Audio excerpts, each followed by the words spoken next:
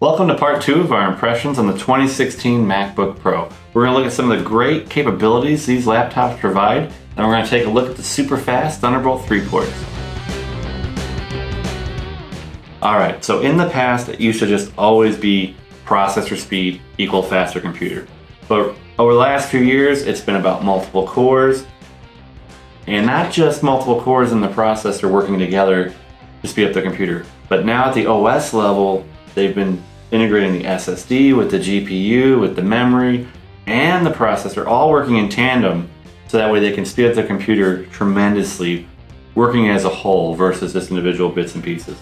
The video connectivity and capability improvements with these MacBook Pros is huge. Thanks to the super fast Thunderbolt 3 ports, you can connect a serious amount of pixels to these MacBook Pro models. On the 15-inch models, you can connect 2 5K displays or 4 4K displays, which was unheard of unless you had a Mac Pro before. Yep, I said it, these MacBook Pros can do things only a Mac Pro could do before. And that's amazing. The 13-inch model steps that capability down a bit, allowing for a connection of 1 5K display or 2 4K displays. Even still, it's display territory only a Mac Pro or 5K iMac could provide before. For memory, like the previous generation MacBook Pro, memory is soldered onto the motherboard, which means you can't upgrade or add any more memory if your needs grow. Ever. And like with the previous generation MacBook Pros, we always recommend you get the max amount of memory you can, because you can't upgrade in the future and it's only going to extend the useful life of your machine. It's $200 to have Apple upgrade the memory in a 13-inch MacBook Pro. The 15-inch models automatically come maxed out with 16 gig by default, so if you're getting a 15-inch model, you're already set on memory. At this point, I'm going to cry shenanigans on Apple's upgrade pricing for memory. It doesn't take $200 to upgrade memories.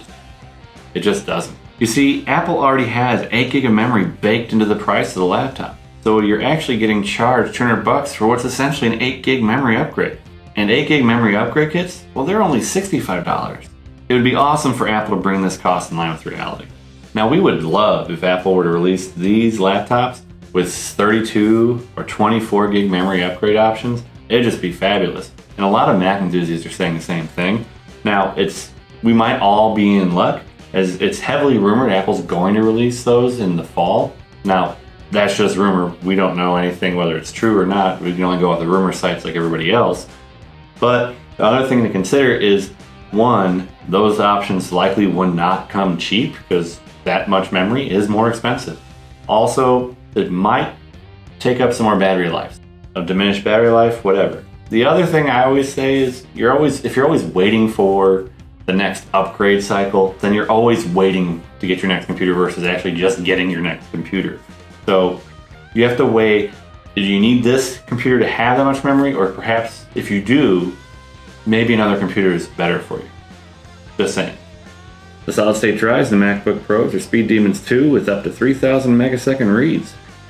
For models that come with the 256 gig SSD standard, the 512 is a $200 upgrade and the 1 terabyte is $600.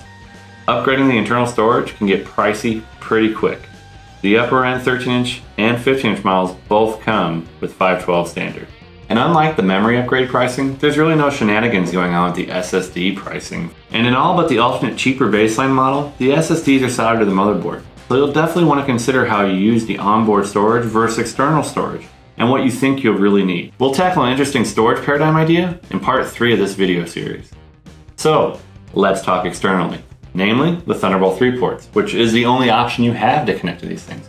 So Apple's pushing the envelope with the 2016 MacBook Pros, but it also requires, no matter what you connect to it, you're going to need to use an adapter, a dongle, a dock of some type to get anything connected to these things. And let's face it, there's not too many USB-C devices out there, and there's not too many Thunderbolt 3 devices out there. All but the base model MacBook Pro come with 4 Thunderbolt 3 ports. The base model comes with 2. This is perhaps the most controversial change in the new MacBook Pros, but also the upgrade that radically changes their expansion capabilities. For me, I actually don't mind trading off all the adapter and dock and connector issues with Thunderbolt 3, just because of the sheer capability and performance that they can provide. I mean, talk about a future-proof port. The capabilities and speed you'll be able to connect to these things in the future, it just simply goes above and beyond anything the previous generation could connect to via a simple external plug-in port. So to me, kind of worth the trade-off.